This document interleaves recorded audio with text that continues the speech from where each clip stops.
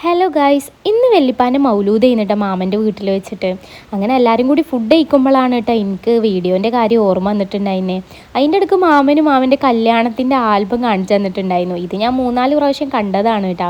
ഇതാണ് കേട്ടോ ഞങ്ങൾ വെല്ലിപ്പയും വെല്ലിമ്മയൊക്കെ.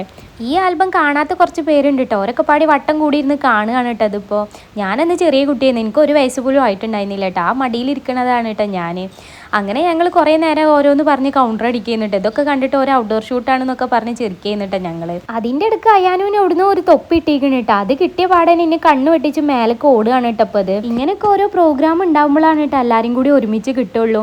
ഇങ്ങനെ എല്ലാവരും കൂടി കാണുമ്പോൾ ഒരു സന്തോഷമാണ് കേട്ടോ. ഉമ്മാൻ്റെ എളാപ്പാരെ മക്കളും അമ്മായിയുടെ മക്കളും അമ്മമാരൊക്കെ ഉണ്ട് കേട്ടോ ഇതിൽ. അങ്ങനെ എല്ലാവരും കൂടി ഫോട്ടോസൊക്കെ എടുക്കുകയാണ് കേട്ടത്.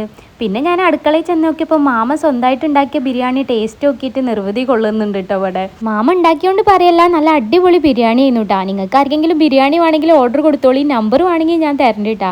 പിന്നെ ഓരോരുത്തർ കുട്ടികൾക്ക് ഫുഡ് കൊടുക്കുന്നുണ്ട്. പിന്നെ ഞങ്ങൾ എല്ലാവരും കൂടി ഇരുന്നിട്ടുണ്ടായിരുന്നു. ഹയാനുവിന് ഇന്ന് കളിക്കാൻ ഒരുപാട് കുട്ടികളുണ്ടായതുകൊണ്ട് ഓൻ നല്ല ഹാപ്പി ആയിരുന്നു കേട്ടോ. പിന്നെ ഞങ്ങൾ എല്ലാവരോടൊക്കെ യാത്ര പറഞ്ഞിട്ട് അവിടുന്ന് പോന്നിട്ടുണ്ടായിരുന്നു. താത്താൻ്റെ വീട്ടിലേക്ക് ആക്കി കൊടുത്തു. പിന്നെ ഞാൻ നേരെ ഹസ്ബൻഡിൻ്റെ വീട്ടിലേക്കാണ് കേട്ടോ പോണത്.